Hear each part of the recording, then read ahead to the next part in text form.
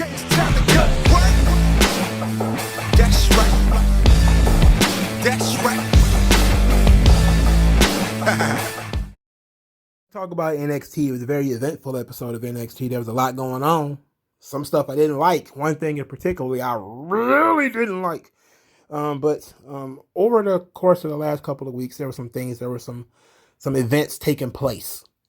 There was a gym incident between Adam Cole and Kyle O'Reilly. They got into a kerfuffle in this gym. And Adam Cole came in there breathing fire and cussing. And Kyle O'Reilly, who was the MMA fighter, should have just taken him the fuck out. Didn't. I thought that was weird. In any event, that was an interesting thing they did, like randomly over the week. I think it was like a random Monday night or something like that. They started doing this, but that was cool. And then we found out Danny Burch was injured, which sucks. But so the tag team titles are vacant. So we're gonna get all into that in a minute. The first match. Raquel Gonzalez and Dakota Kai versus Zoe Stark and Io Shirai. Again, Zoe Stark is very good. Io Shirai and Zoe Stark make a pretty good team. They're like a really high-flying babyface team. You know, I really didn't have anything wrong with this match. This match, you know, Dakota Kai is very effective in what she does, and Raquel Gonzalez is the powerhouse. This is good, you know. After the match, well, I particularly liked the powerbomb finish. I like the powerbomb finish from Raquel Gonzalez. It's kind of like a choke slam meets a powerbomb, where it's like it's neither fish nor fowl, but it was pretty cool. In any event, I like that Raquel Gonzalez powerbombed Io Shirai on the table, because it sounded like it hurt and it looked like it hurt, because Io is very small, so the table probably wasn't going to break, and it didn't break. She just bounced off it like boop, and it was good. You know, this was good. I like this. I really like Zoe Stark. I want her to get a fucking personality so that I can talk effusively about her. But she won't do it yet. So Kyle O'Reilly comes in, and for some reason he's got security with him. He's got, I don't know if I guess the bodyguards, because he's injured still. So then Roderick Strong approaches, and he wants to help him kick Adam Cole's ass. And Kyle O'Reilly was like, no. There is no more us. I'm going to kick Adam Cole's ass. So Roderick Strong is officially like, you know, wow. It's like that. And he's like, you can go to hell. You and Adam can go to hell. And he, you know, I was like, dang. I felt bad for Roddy. He's just getting rejected all over the place. He needs to turn heel. Well, probably not. I think he's probably got more sympathy out of this than probably even Kyle O'Reilly does. So then we get LA Knight cut a promo. We'll get to that in a minute, because that made me really mad. And Jordan Devlin said this is going to be one of the biggest matches in NXT history, and talked about, you know, that he likes Kushida, but he's going to make an example out of him. Then we had LA Knight versus Bronson Reed, and a match where Bronson Reed actually won, and he won clean. This was LA Knight's second match, and he lost to Bronson Reed. I was floored. Look, build the young guy, okay? Reed is a prospect. LA Knight is a veteran. Okay, you know, everybody knows LA Knight's a little bit older. Okay. But could you at least establish him first? He's not even fully established yet. You beat the guy his second match. That ain't the way. Okay, that ain't the way. If he was going to lose, which he should have done, disqualification, right? Good old thumb to the eye, good old rake, hit a guy with a chair, you know, get some more heat. You know, he couldn't beat Bronson Reed, so he cheated, hit him with a chair, and that's it. You know, that's how you get out of it. Just having the guy get beat with a flying splash, I was like, that's a wild decision. I'm pretty sure LA Knight was a pretty big investment. And we're just going to beat him night 2? Look, I guess Bronson Reed is probably going to end up being the contender for Karrion Kross. I'm guessing that's the case here. Otherwise, this makes no sense. So that's the only thing that makes this make sense is if you're going to have Bronson Reed be the guy that once Kross got the belt, he's going to have to go and deal with Bronson Reed again. He's already beaten him, but Bronson Reed will be reinvigorated. He beat Thick Boy Bronson Reed. He didn't beat the Colossal rather. So because the NXT Tag Team Championships are vacant, they will be doing a triple threat match. I hate triple threat matches. You could have done a tournament. You got 2 weeks or whatever.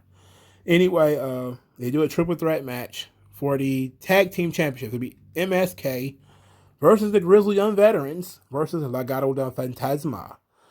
And I'm pretty sure Breeze Angle is probably going to get added to this match. I would not be surprised because I think they're still involved with... No, Legado del Fantasma beat them, didn't they? Okay, yeah, they did. I was about to say because they were feuding, but I guess that feud is over. It sucks that Danny Burch is hurt.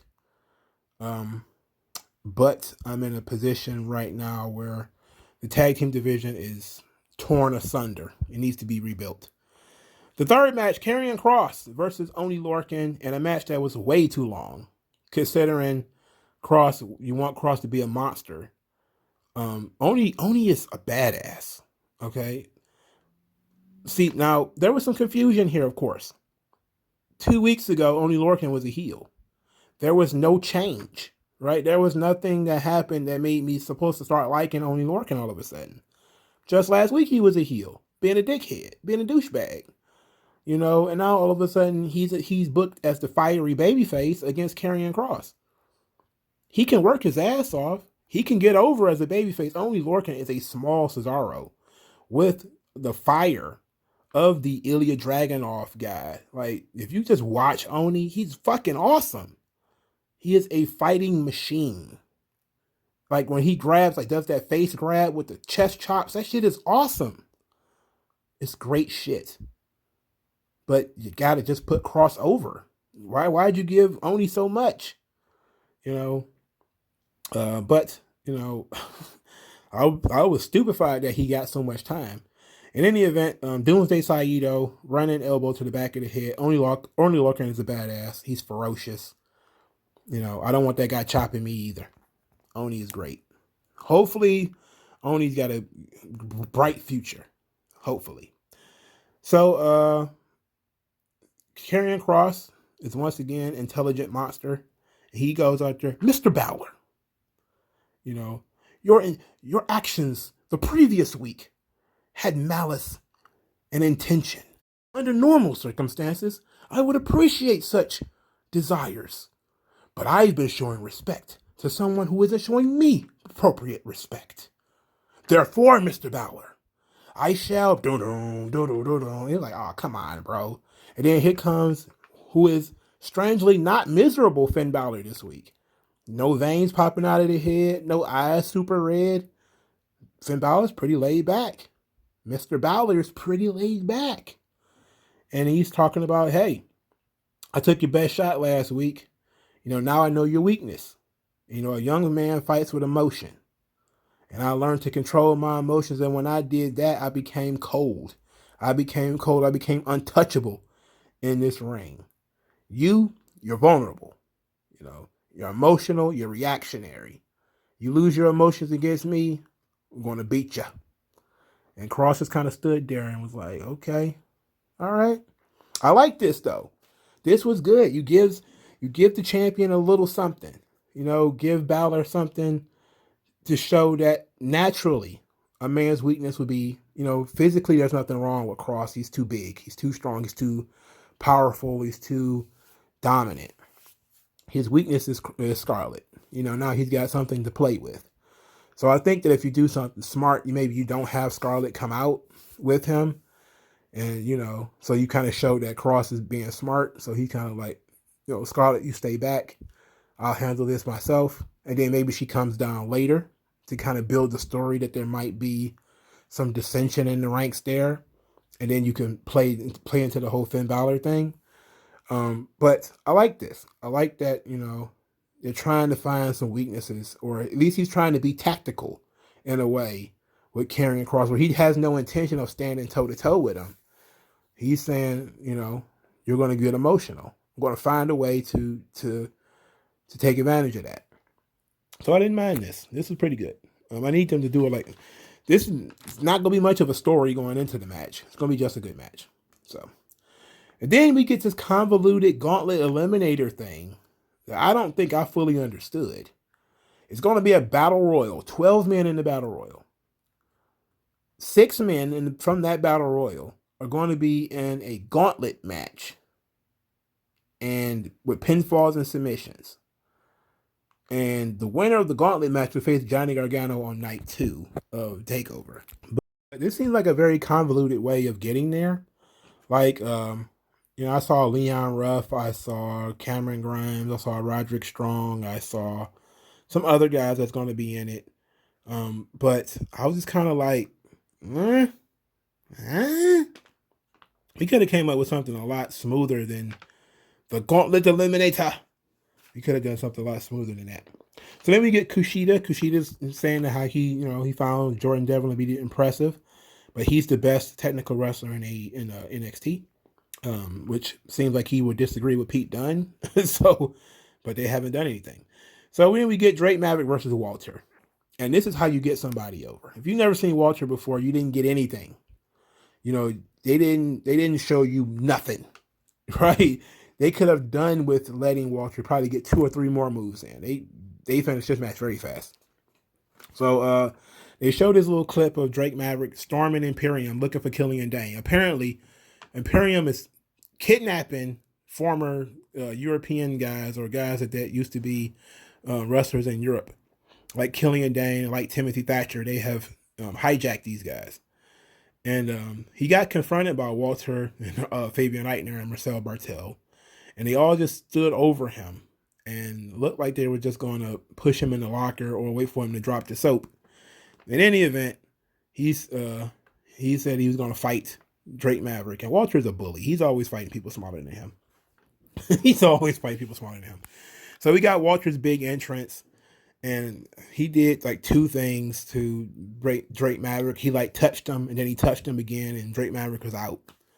And so by the time he put him in the single leg Boston Crab, referee was like, nah, no more, no mas, we're done here. And that was pretty much it. And then here comes Tommaso Ciampa. And Tommaso Ciampa was like, look, he said, I thought I found you interesting, but really what I found interesting was the NXT UK title. You know what I want.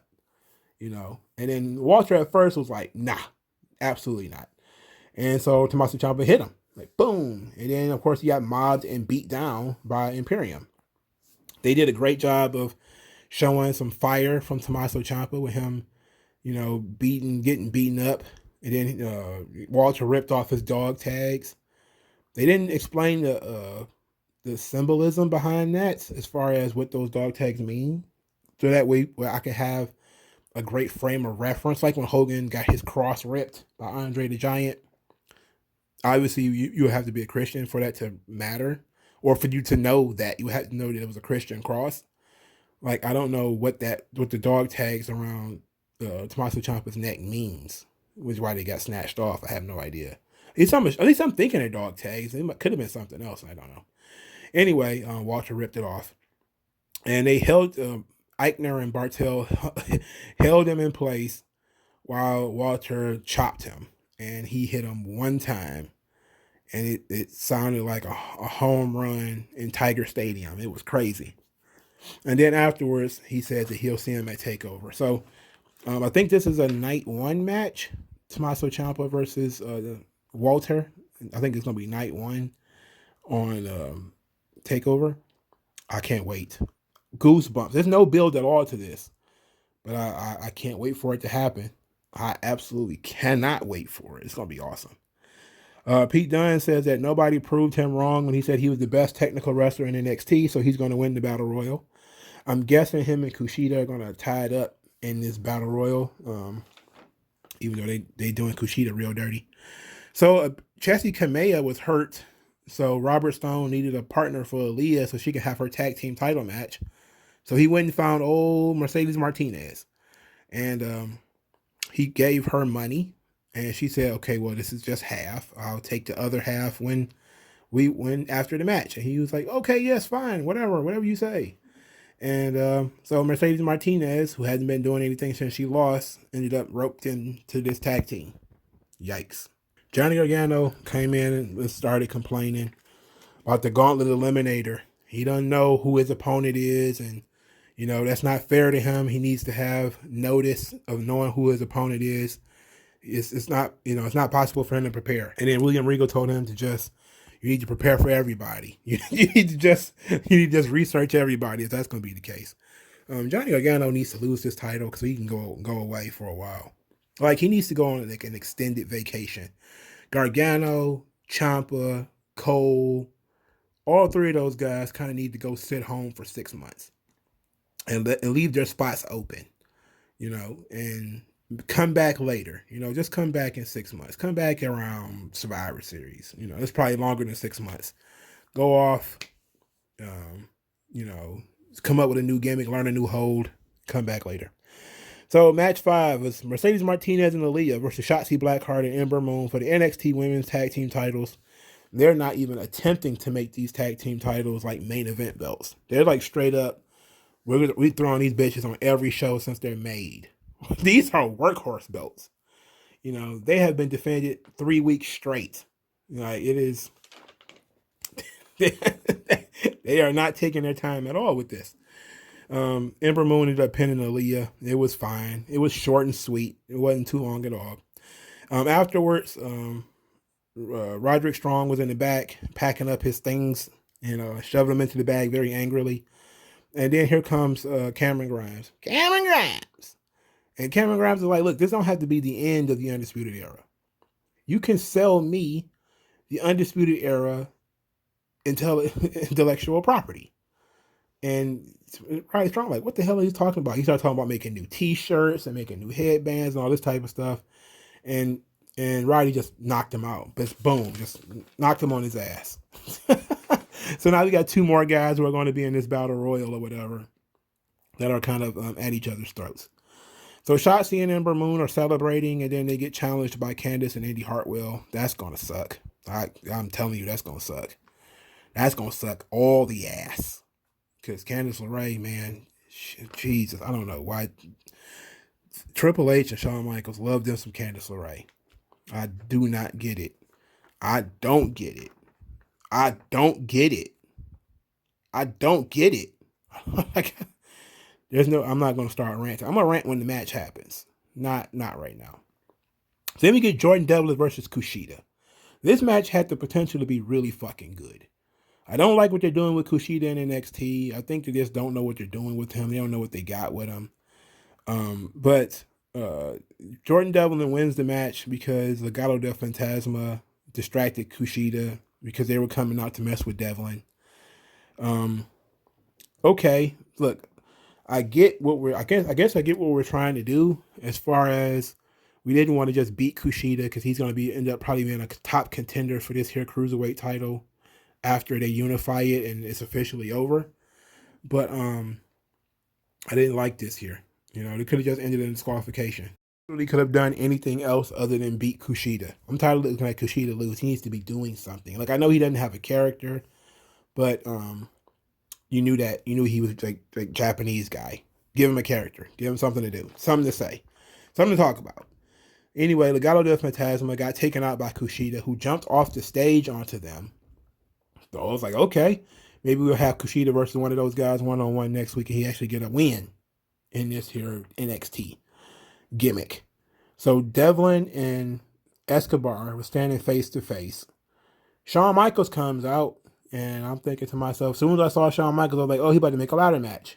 That's exactly what happened. He took the ladder out from under the ring, because everything is under the ring all the time, and he slid the ladder in the ring between the two of them, symbolizing that there will be a ladder match. They didn't say it was going to be night 1 or night 2, but they're going to unify the cruiserweight title via a ladder match, which is really the only way to do it. I would have preferred for them to have a real match first. I don't like the idea we're just going to throw a ladder match on the show. You know, they have really bastardized the ladder match on NXT. They have raped the concept of the ladder match. Some people will say, well, they violated the war games as well. You know, but they done the ladder match real dirty because they just do ladder matches on TV for no reason. Like, this is a legitimate reason to do a ladder match, but these guys have never even had a match first. But I guess, you know, save the actual pinfall and all that type of stuff for later. This is pretty definitive. You're going to have Legado del Fantasma, of course, interfering a lot. That ought to make it fun. You're going to have Devlin in the babyface position. So I'm actually excited for the ladder match. I just want to know if it's going to be a night 1 thing or a night 2 thing. So this is going to be fun. So Adam Cole and Kyle O'Reilly, they closed the show with their segment. And it was really good. It was really personal, especially Adam Cole. Adam Cole is fantastic as a promo. He speaks with such fire and conviction. He speaks in a way where you actually believe that's the shit he believes, right? Wouldn't be no Undisputed Era without him. He was the one selling the t-shirts. He's the star. He's the guy, you know, and you're just a lackey. You know, he talked about how he watched Kyle O'Reilly wrestle for the title twice and failed twice and then try to befriend the guy who beat him. Because that's, you know, but that's not me. That's not Adam Cole. That's not what I do. You know, you try to bring this guy into our thing. That's not what we do. You know, you're a loser. You're pathetic. And you'll always be this way. And Kyle O'Reilly isn't the strongest promo, but he can speak a little bit from the heart. And he had some decent lines too. He wasn't as good as Cole, obviously. But he says that, you know, he sold his soul for the Undisputed Era. And now he wants it back. Adam Cole used his friends to further his own career. They've known each other for years and years. And, you know, now he's got to take Adam Cole out. And Brilliant Regal says, okay, you guys want to have this match, sign this contract. NXT will not be responsible for what happens to you if you're hurt. And it's going to be technically unsanctioned. So that ought to be fun. It is the co-main event of night 2, which sounds a lot like it's been sanctioned. If it's a main event, it's been sanctioned, baby. Takeover is shaping up to be a fantastic pair of nights. And I can't wait for it. It's gonna be really good. This show was solid. Some of there was that 2 really weird booking decisions. The LA Knight losing, Mercedes Martinez being subbed in for Jessie Kamea, and not putting in somebody else in that spot, and trying to give them some type of exposure, or just out and out canceling the match because Jessie Kamea got hurt, and then you could have put somebody else there. Leon Ruff will actually be in the Battle Royal, I believe. He hasn't been on the show. He was feuding with Swerve. Swerve has not come back yet. Maybe Swerve, Thatcher, and all those guys. Maybe they actually got it and they down bad, or, you know, whatever. Hopefully everybody who tested positive is okay. But this show is okay. It was a good work rate show. They're not using their characters, and they're not building any new characters. They're having guys win and lose, but they're not really putting any characters out there outside of Shotzi. Like, Shotzi's everywhere. Like, they really are building and putting effort into the character of Shotzi Blackheart. But a lot of other people, like Ed Ramon, has no character at all. She just kind of rides Shotzi's tank. That's what she does. Raquel Gonzalez doesn't really have a character outside of being Amazon Giant. So, like, you need to build characters. Like, Cameron Grimes is a character. They did some stuff with him and actually made sense, and it was actually good. It was great, even. LA Knight is a character. They did some stuff with him. It could have been good, and then they turned around and had him get beat, which made no sense. There's a lot of good ring work, not enough good characters. NXT's biggest problem is they need to have color. You need characters. Enough of my dream wrestlers and stuff like that. Give me some characters. And they really need to take this time while they got it. Some people seem to think that the NXT NXT is going to a different night. I haven't seen that been made official yet. So we'll see. Because some people seem to think that this is one of the last episodes on Wednesday. I don't know that. I haven't seen that confirmed or denied. So we'll see. But let me know what you guys think in the comment section below. Like this video, share this video, subscribe to the channel. Send emails to mrslade84@gmail.com. Use the hashtag 3Count Commentary to support the channel. Send cash via the Cash App to in the comment section. Should be the pinned tweet. If you want to give me a tip, which you should, because I do this stuff for you guys. I appreciate it. Anyway, thank you for your time. Give me a good thumbs up. Subscribe if you're not already subscribed, which you should subscribe. I would appreciate that. And I'll talk to you guys, man, later. Yeah, shed light. I know what that's like.